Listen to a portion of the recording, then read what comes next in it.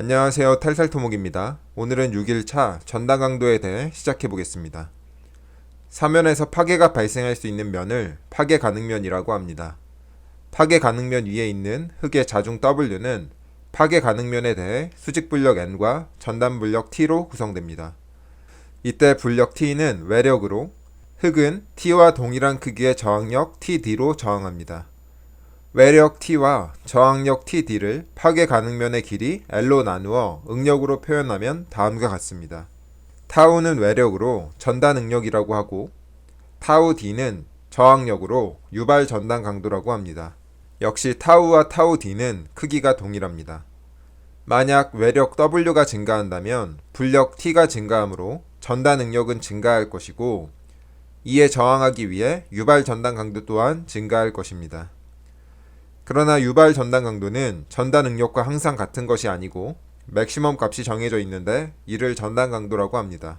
따라서 토질역학에서 전단 강도란 흙의 최대 전단 저항력이라고 표현합니다. 이제 수직 불력 N이 전단 강도에 미치는 영향을 이해하기 위해 다음과 같은 박스를 보겠습니다. 무게가 N인 박스에 외력 T를 가한다면 마찰력 F가 발생할 것입니다. 응용역학 지식을 이용하여 마찰력 F의 최대값을 표현하면 다음과 같습니다. 즉, 마찰력은 활동면에 작용하는 수직력에 비례합니다. 이 식을 박스의 길이로 나누어 응력으로 표현하면 다음과 같습니다. 이러한 원리는 흙의 파괴 가능면에서도 동일하게 적용됩니다. 따라서 우리는 전단 강도가 파괴면의 수직 응력에 비례함을 이해할 수 있습니다. 이제 앞에서 설명한 식을 가로축을 수직 응력, 세로축을 전단 응력으로 하여 그래프로 그리면 다음과 같습니다. 일정한 수직 응력에서 전단 강도보다 큰 전단 응력을 받게 되면 사면에서 파괴가 발생할 것이므로 그래프에서 전단 강도선을 기준으로 파괴와 안전을 구분할 수 있습니다. 그러나 실제 점성토에서 수직 응력과 전단 강도의 관계를 그려보면 원점을 지나지 않게 되며 이때 발생하는 Y축 절편을 C라 표현하고 점착력이라고 합니다. 또 토질역학에서는 위의 그래프의 기울기, 마찰계수를 각도 파이에 대해 표현하며 이를 내부 마찰각이라고 합니다. 따라서 전단 강도는 다음과 같은 식으로 표현되며 이를 무어-콜롬보 파괴기준 또는 파괴포락선이라고 합니다. 이 식에서 C, 파이는 각각 점착력과 내부 마찰각이라고 하는데 이 값들은 흙이 가지고 있는 고유값입니다. 점착력과 내부 마찰각만 구할 수 있다면 흙의 파괴를 해석할 수 있으므로 토질역학에서 매우 중요한 값이며 잠시 후에 이 값들을 구하는 방법에 대해 설명하겠습니다. 이제 지중해 다음과 같은 응력을 받는 요소를 무어-콜롬보 파괴 기준을 이용하여 해석해 보겠습니다. 요소가 주응력 상태이므로 응용역학 지식을 이용하면 이를 모어원으로 다음과 같이 표현할 수 있습니다.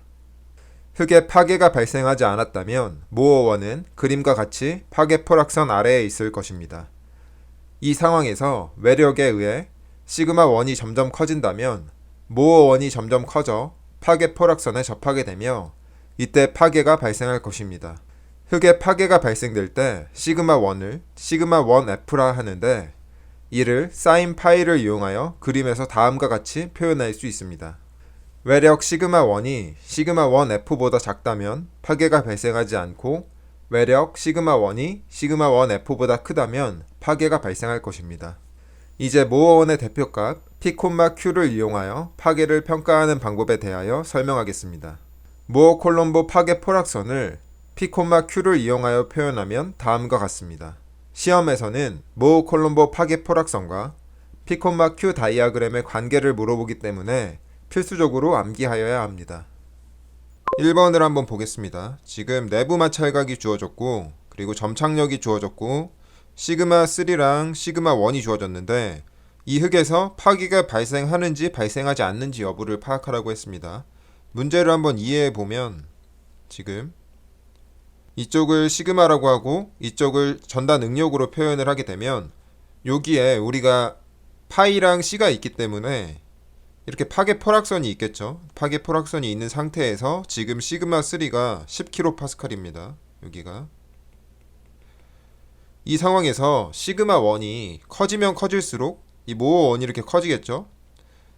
그런데 지금 시그마 1이 여기가 지금 시그마 1인데 시그마 1이 30kPa인데 이 그림만으로는 지금의 모어 1이 이 파괴 포락선에 접하는지 접하지 않는지 알 수가 없죠. 이럴 경우에는 우리가 이 접할 때의 시그마 1을 계산을 먼저 하는 겁니다. 이렇게 접할 때 시그마 1을 시그마 1F라고 하는데 이 시그마 1F를 구하는 공식이 있죠.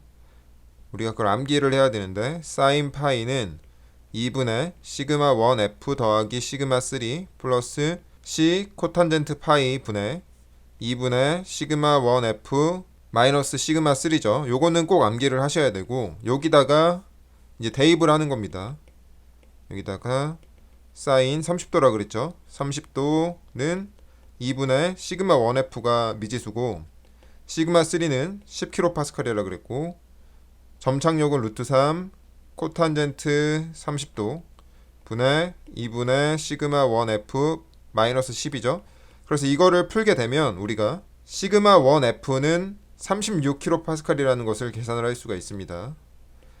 이게 무슨 의미냐면 우리가 이 파괴 포락선에 이 모어 1이 접하기 위해서는 시그마 3가 여기 시그마 3가 10kPa일 때 시그마 1F가 36kPa이라는 얘기입니다. 그런데 지금은 30kPa이기 때문에 접하지 않았겠죠.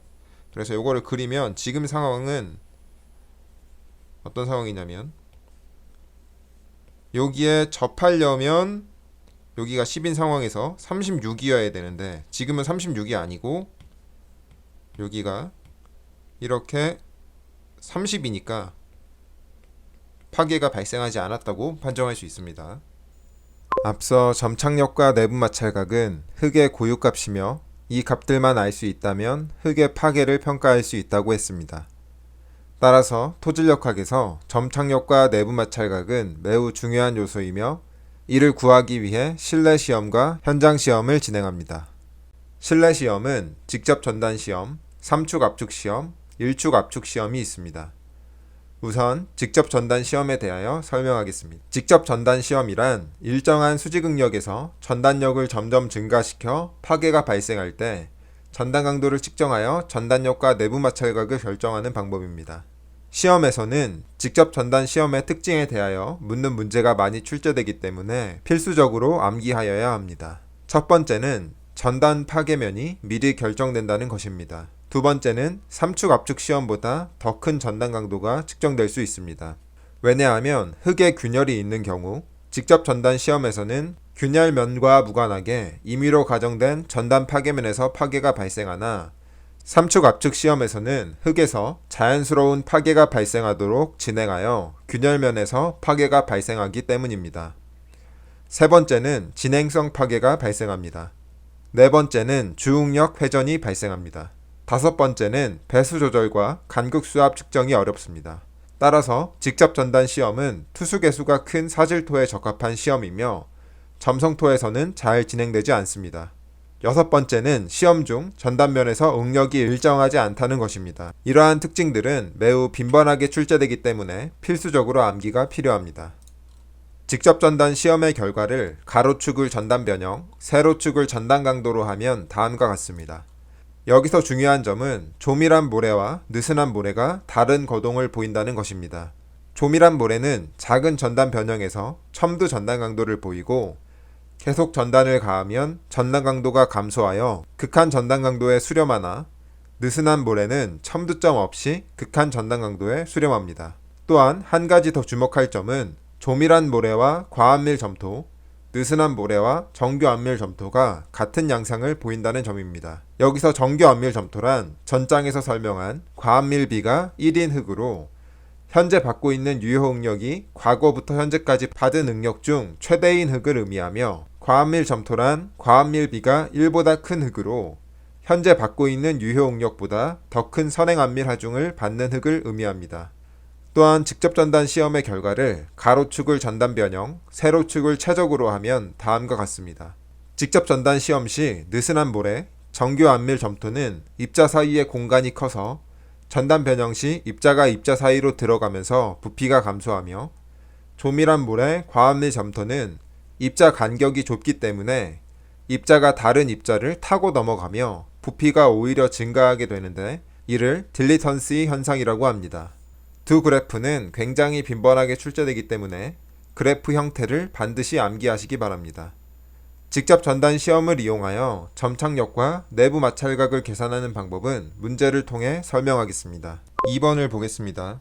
2번은 지금 모래 집안이라고 했고 토질력학에서는 모래라고 하면 별도의 언급이 없더라도 점착력이 0이다라는 사실을 아셔야 됩니다. 그리고 수직응력이 1kg/cm 제곱이라 그랬으니까 이거를 일단 표시를 해주시고, 그리고 이 수직응력 하에서 직접 전단 시험을 했는데 파괴가 됐을 때 전단 응력이 1kg/cm 제곱이라고 했습니다.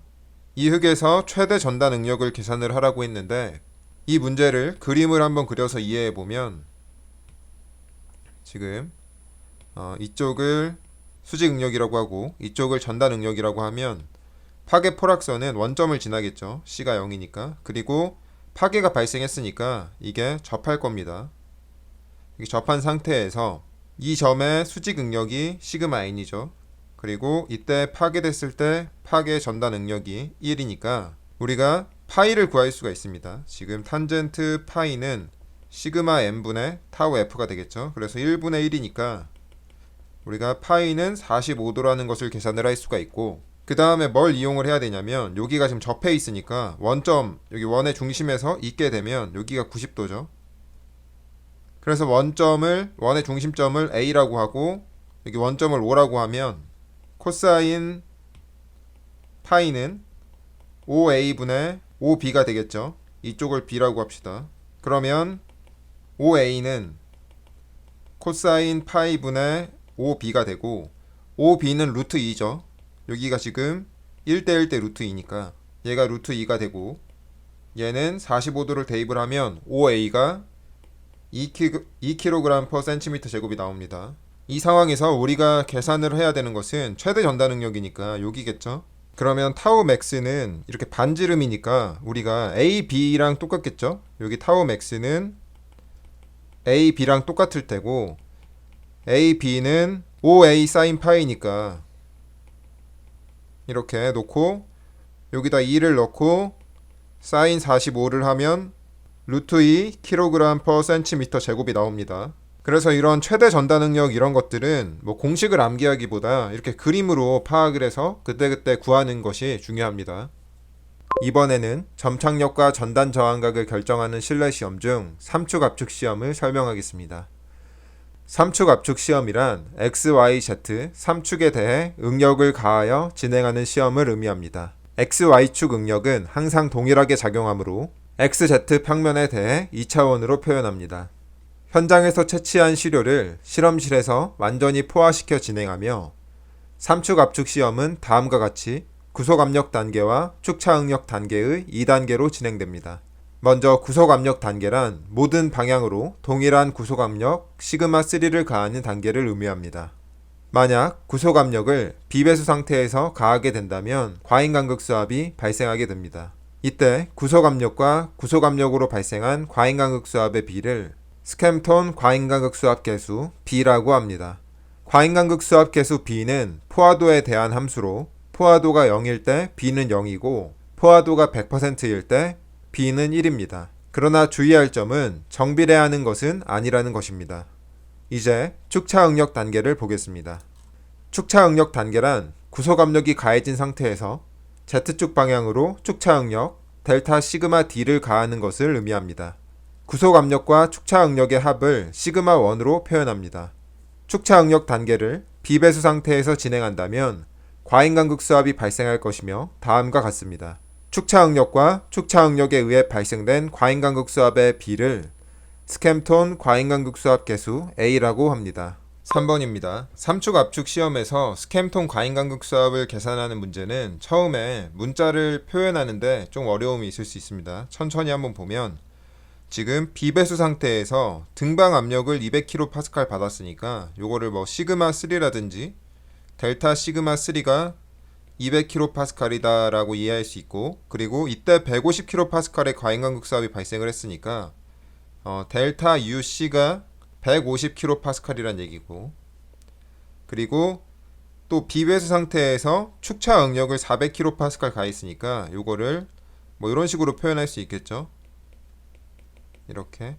그리고 나서 이때 300kPa의 과잉간극 수압이 발생을 했는데 요거는 잘 이해를 해야 되는 게 이 300kPa에는 이 델타 UC가 포함되어 있는 겁니다. 그래서 지금 총 과잉간극 수압이 300kPa인데 요거를 그대로 이해를 하시면 안 되고 우리가 필요한 건 델타 UD니까 요거는 델타 U에서 델타 UC를 빼야 되겠죠. 그래서 300 빼기 150이니까 150kPa이다. 여기까지는 일단 이해를 하셔야 되고 스캠톤 과잉간극 수압계수 B라는 것은 정의하기를 축차 응력 단계에서 정의를 하죠. 그래서 델타 시그마 3에 대해서 요만큼 등방 압력을 가했는데 그때 발생한 과잉간극 수압의 B니까 요거는 200kPa 분의 150kPa이겠죠. 그래서 이거는 0.75가 되고요.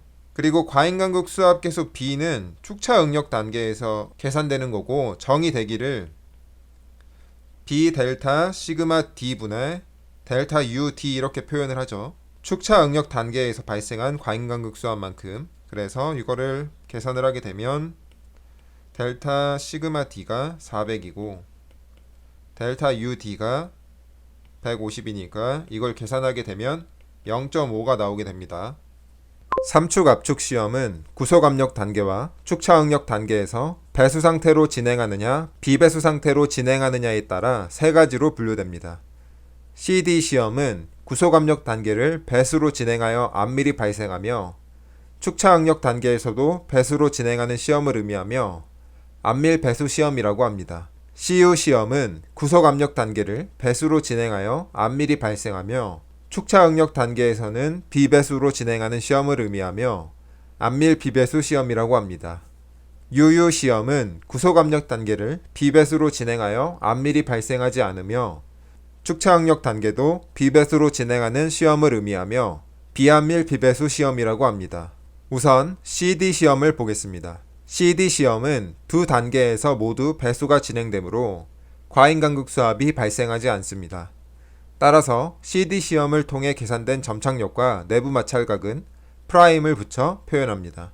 CD 시험에서는 축차 응력 단계가 배수 상태로 진행되므로 최적 변형이 발생하며 결과를 가로축을 축방향 변형률, 세로축을 최적으로 하여 정리하게 되면 다음과 같습니다. 이 그래프에서 주목할 점은 조밀한 모래와 과압밀 점토의 경우 축방향 변형률이 작을 경우 최적이 감소하나 축방향 변형률이 커질 경우 오히려 최적이 증가하게 되는데 이를 딜리턴시 현상이라고 한다는 것입니다. 그래프의 형태를 반드시 암기하시기 바랍니다. 다음으로 CU 시험을 보겠습니다. CU 시험에서는 축차 응력 단계가 비배수 상태로 진행되므로 최적 변형이 발생하지 않으나 과잉간극 수압이 발생하므로 결과를 가로축을 축방향 변형률, 세로축을 과잉간극 수압으로 하여 정리하게 되면 다음과 같습니다. 이 그래프에서 주목할 점은 조밀한 모래, 과압밀 점토의 경우 큰 축차 응력에서 마이너스 과잉간극 수압이 발생한다는 점입니다. 스캠톤 과잉간극 수압 계수 A는 축차 응력과 축차 응력에 대한 과잉간극 수압의 B이므로 조밀한 모래, 과압밀 점토에서는 A가 마이너스 값을 가질 수 있습니다. 이 그래프는 CD 시험의 결과와 X축에 대하여 정확히 대칭 형태라는 사실을 기억하면 암기하기 쉽습니다. 반드시 그래프의 형태를 암기하시기 바랍니다. 이제 UU 시험에 대하여 설명하겠습니다. UU 시험은 첫 번째 구속압력 단계가 비배수 상태로 진행되기 때문에 시료가 완전히 포화되었다면 스캠톤 과잉간극 수압 계수 B는 1입니다. 따라서 구속압력과 동일한 크기의 과잉간극 수압이 발생하게 되므로 구속압력의 크기와 무관하게 어떤 응력 조건에서도 단 하나의 유효 응력원이 그려집니다. 이러한 모호원들에 대하여 파괴 포락선을 그리게 되면 수평선이 그려지므로 파이는 0이고 계산된 점착력은 비배수 전단 강도 CU라고 표현합니다. 문제를 풀기 위해서는 비압밀 비배수 시험의 특징에 대하여 암기해야 합니다. 첫 번째는 구속압력의 크기와 무관하게 단 하나의 유효 응력원을 갖는다는 것이고 두 번째는 모든 모호원의 크기가 동일하다는 것이며 세 번째는 비배수 전단 강도 CU는 축차 응력의 절반이라는 것입니다. 4번을 풀어보겠습니다. 4번은 또 모래니까 별도의 언급이 없더라도 점착력이 0인 것을 알아야 되고, 그리고 구속 압력이 10kPa이라고 했으니까 시그마 3가 10kPa입니다. 그리고 안밀 배수 시험을 시작을 했고요. CD 시험을 실시를 했고, 이때 축차 응력을 델타 시그마 D를 30kPa를 가했을 때 파괴가 발생을 했으니까 우리가 시그마 1F는 시그마 3에다가 델타 시그마 D를 더해서 계산을 할 수가 있겠죠. 그러면은 10 더하기 30이니까 40kPa이겠죠. 이때 내부 마찰각을 계산을 하라고 했으니까 우리가 간단하게 아까 이용했던 공식을 이용해서 사인 파이는 2분의 시그마 1F 플러스 시그마 3 플러스 C 코탄젠트 파이분의 2분의 시그마 1F 마이너스 시그마 3 여기다 대입을 하게 되면 2분의 40 플러스 10이고 플러스 C는 0이죠. 그래서 여기가 없고 2분의 40 마이너스 10을 하게 되면 뒤에가 40분의 20이니까 파이가 30도라는 것을 계산을 할 수가 있습니다. 아주 전형적인 문제니까 꼭 기억해 두시기 바랍니다. 5번을 보겠습니다. 5번은 4번이랑 매우 유사한데 5번은 CU 시험이기 때문에 과잉간극 수압이 이렇게 10kPa 발생을 합니다. 그래서 4번이랑 5번이 유형은 비슷한데 조금 차이를 보이게 됩니다. 거기에 집중을 하시고 문제를 보시기 바랍니다. 우선 파이 프라임이 45도라고 주어졌고, 그리고 구속 압력이 20kPa인데 여기 읽어보시면 축차 응력이 26kPa일 때 파괴가 발생했다고 했습니다. 그러니까 델타 시그마 DF가 26kPa인 거고요. 그러면은 우리가 시그마 1F는 시그마 3 더하기 델타 시그마 DF니까 46kPa이라고 계산할 수 있겠죠. 그런데 4번에서는 여기서 우리가 바로 이게 사인 파이는 2분의 시그마 1F 플러스 시그마 3 더하기 C 코탄젠트 파이 분의 2분의 시그마 1 마이너스 시그마 3 요거를 바로 대입을 했는데 여기서는 바로 대입을 할 수가 없습니다. 왜냐면 지금 여기는 시그마 3, 시그마 1F는 전응력으로 표현이 됐죠. 그런데 파이는 파이 프라임이라고 해가지고 유효 응력으로 표현이 됐기 때문에 이 시그마 3와 시그마 1F를 이용을 해서 유효 응력을 계산을 해야 됩니다. 그러니까 시그마 3 프라임은 시그마 3에서 델타 U를 빼면 되겠죠. 그러면 20에서 과잉간극 수압이 지금 10이니까 10kPa를 계산을 할 수가 있고, 시그마 1F 프라임도 시그마 1F에서 델타 U를 빼서 46에서 10을 빼면 36kPa이니까 위에 공식에 다 프라임을 붙여서 이렇게 들어갈 수 있는 겁니다. 이렇게. 그러면 위의 식이 사인 45도는 2분의 36 플러스 10 플러스 C가 미지수고 지금 코탄젠트 45도분의 2분의 36 마이너스 10 이렇게 돼야 되겠죠. 이걸 풀게 되면 C는 루트 3kPa이 나오게 됩니다. 그래서 CD 시험이 사실상 훨씬 쉬운 시험이고, 이제 CU를 고려를 할 때는 CD보다 한 단계 더 높여서 이렇게 과잉간극 수압에 대한 고려도 해야 된다라는 사실을 기억해 두시기 바랍니다. 이제 삼축 압축 시험의 응력 경로에 대하여 설명하겠습니다. 앞서 모어원의 대표값 P, Q를 연결한 경로를 응력 경로라고 하였습니다. 우선 CD 시험을 보겠습니다. 삼축 압축 시험 중 구속 압력 단계에서는 모든 방향에서 동일한 크기의 시그마 3가 가해지므로 P는 시그마 3이고 Q는 0입니다.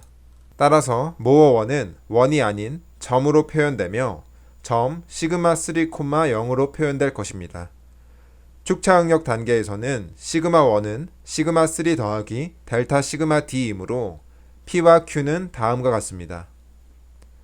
따라서 구속 압력 단계에서는 시그마 3, 0이나 축차 응력 단계에서는 축차 응력에 의해 시그마 플러스 2분의 델타 시그마 D, 2분의 델타 시그마 D가 되므로 응력 경로는 그림과 같이 45도의 각도로 표현될 것입니다. 안밀 배수 시험에서는 과잉간극 수압이 발생하지 않기 때문에 전응력 경로와 유효응력 경로가 동일합니다. 이제 CU 시험의 응력 경로를 보겠습니다. 우선 CU 시험의 전응력 경로는 앞서 설명한 CD 시험의 응력 경로와 동일합니다. 그러나 CU 시험에서는 축차 응력 단계가 비배수 상태로 진행되기 때문에 과잉간극 수압 델타 UD가 발생합니다. 따라서 전응력에서 축차 응력 단계에서 발생한 과잉간극 수압을 차감하여 유효 응력에 대해 P, Q를 구하면 다음과 같습니다. 이를 CD 시험과 비교해 보면 Q'은 변화가 없으나 P'은 P에 대하여 델타 UD만큼 수평 이동하게 됩니다. 그런데 앞서 설명했듯이 느슨한 볼에 정규 안밀 점토는 플러스 과잉간극 수압이 발생하고 조밀한 볼에 과안밀 점토는 마이너스 과잉간극 수압이 발생합니다. 따라서 플러스 과잉간극 수압이 발생하는 느슨한 볼에 정규 안밀 점토는 유효 응력 경로가 전응력 경로를 기준으로 좌측으로 이동하게 되며 초기에는 플러스 과잉간극 수압이 발생하다가 큰 변형률에서는 마이너스 과잉간극 수압이 발생하는 조밀한 볼에 과안밀 점토는 초기에는 유효 응력 경로가 전응력 경로를 기준으로 좌측으로 이동하다가 다시 우측으로 이동하는 양상을 보이게 됩니다. 두 그래프의 개형을 암기하는 것이 매우 중요합니다. 반드시 암기하시기 바랍니다. 유효 시험의 응력 경로는 역학적으로 큰 의미가 없어 시험에 출제되지 않으므로 넘어가겠습니다. 6번입니다. 6번은 지금 CU 시험을 했는데 응력 경로를 TSP와 ESP로 그린 거죠. 전응력 경로와 유효 응력 경로로. 이 그림은 좀 익숙해지셔야 됩니다. 해석하는 방법을. 굉장히 자주 출제되기 때문에. 그래서 가장 먼저 여기를 보면 X좌표 시그마3가 10kPa인 것을 해석을 할 수 있어야 되고, 그리고 나서 TSP에서 여기 P가 P,Q에서 P가 지금 20이죠. 근데 이게 시그마1 더하기 시그마3니까 여기서 시그마1이 미지수고 좌표에서 10인 걸 알았으니까 이걸 이용해서 시그마1을 계산을 할 수가 있겠죠. 30kPa입니다. 그러면 시그마1과 시그마3의 차이가 델타 시그마 D니까 시그마1 마이너스 시그마3에서 20kPa를 계산을 할 수가 있겠죠. 그래서 먼저 이걸 계산을 하라 그랬고, 다음으로 과잉간극 수압을 계산을 해야 되는데, 과잉간극 수압 델타 U는 TSP의 P와 얘는 지금 P, Q죠. 그리고 ESP의 좌표는 P'Q'이니까 얘는 P-P'으로 계산을 할 수가 있습니다. 요거를 이렇게 암기하고 계시면 좋습니다. 두 개의 X 좌표가 과잉간극 수압이다. 이렇게. 그러면 여기에서는 20-6이니까 14kPa입니다. 지금 해석한 방법 중에서 먼저 시그마3를 읽는 것과 이렇게 P와 P'의 관계를 읽는 것을 조금 숙지하시기 바랍니다. 이제 점착력과 내부 마찰각을 구하는 실내 시험 중 일축 압축 시험에 대하여 설명하겠습니다. 일축 압축 시험이란 X, Y, Z축에 응력을 가하는 3축 압축 시험과 달리 Z축에 대해서만 응력을 가하는 시험을 의미합니다. 일축 압축 시험을 진행하기 위해서는 흙이 자립할 수 있어야 하기 때문에 점성토에 대하여 진행합니다. 또한 흙에 가해지는 하중이 매우 짧은 시간에 제하되기 때문에 비배수 상태로 간주할 수 있어 일축 압축 시험은 구속 압력이 0인 유효 시험으로 이해할 수 있습니다. 유효 시험에서는 시그마3의 크기와 무관하게 동일한 크기의 모호원이 그려지며 단 하나의 유효 응력원을 갖게 되므로 시그마3는 0에서의 유효 시험인 일축 압축 시험에 대해서도 동일한 결과를 갖게 될 것입니다. 일축 압축 시험에서 일축 압축 강도는 흙의 교란이 발생하면 작아지는데 불교란 점토와 교란 점토의 일축 압축 강도 B를 예민비라고 합니다. 그러나 교란된 점토는 시간이 경과할수록 점차 일축 압축 강도를 회복하는데 이를 틱소트로피라고 합니다. 앞서 3축 압축 시험은 배수 조건에 따라 CD, CU, 유효 시험으로 분류된다고 했습니다. 각각의 시험에서 계산되는 강도 정수는 다음과 같습니다. 계산된 강도 정수들은 현장 집안의 배수 상태를 고려하여 적절히 이용하여야 합니다. 3축 압축 시험에서 첫 번째 구속 압력 단계는 현장의 배수 상태를 고려하기 위함이고, 두 번째 축차 응력 단계는 하중 제하 시 배수 상태를 고려하기 위함으로 이해할 수 있습니다. 모든 현장에 대하여 언급할 수 없으나 시험에서 빈번하게 출제되는 현장에 대하여 적용해 보겠습니다. 첫 번째는 모래 지반이 있습니다. 모래 지반을 해석할 경우 초기 상태는 배수가 잘 진행되므로 안밀이 완료된 상태라고 간주합니다. 따라서 3축 압축 시험에서 구속 압력 단계를 배수 상태로 하여 C로 시작하는 시험을 선택합니다. 그리고 하중이 제하되면 역시 사질토는 투수 개수가 매우 크기 때문에 배수 상태로 간주하여 축차 응력 단계를 배수 상태로 하여 D가 되어야 합니다. 따라서 모래 지반의 경우 CD 시험을 실시합니다. 두 번째로 점토 지반의 성토를 빠른 속도로 진행할 경우가 있습니다. 점토 지반의 성토를 빠르게 진행하게 되면 물이 배수될 시간이 없으므로 비배수 상황으로 해석이 가능하므로 유유 시험이 적합합니다. 그러나 성토 속도가 굉장히 느리게 진행되고 장기 해석을 할 경우에는 CD 시험도 가능합니다. 세 번째는 하중을 여러 단계로 제하하는 경우가 있습니다. 하중을 여러 단계로 제하하는 경우 첫 번째 하중이 가해진 후 안밀이 발생했다고 간주하므로 3축 압축 시험에서 구속 압력 단계를 배수 상태로 하여 C로 시작하는 시험을 선택해야 합니다. 또 이 상황에서 다시 하중이 제하되면 비배수 상황으로 간주하여 3축 압축 시험에서 축차 응력 단계를 비배수 상태로 하여 U로 시작하는 시험을 선택해야 합니다. 따라서 하중을 여러 단계로 제하하는 경우 CU 시험이 적합합니다. 네 번째로 흑댐에서 수위 급강하 발생의 경우가 있습니다. 흑댐에서 수위 급강하 이전에 만수위를 장기간 유지하고 있는 상태로 안밀이 발생하므로 3축 압축 시험에서 구속 압력 단계를 배수 상태로 하여 C로 시작하는 시험을 선택해야 합니다. 또 수위가 급강하하여 비배수 상황으로 하중이 제하되므로 3축 압축 시험에서 축차 응력 단계를 비배수 상태로 하여 U가 되어야 합니다. 따라서 흑댐에서 수위 급강하 발생 시 CU 시험이 적합합니다. 그 외에도 현장의 조건은 매우 다양할 것입니다. 그러나 이러한 원리를 이용하면 충분히 적용 가능하니 대표적인 4가지 경우를 공부하면서 원리를 이해하시기 바랍니다.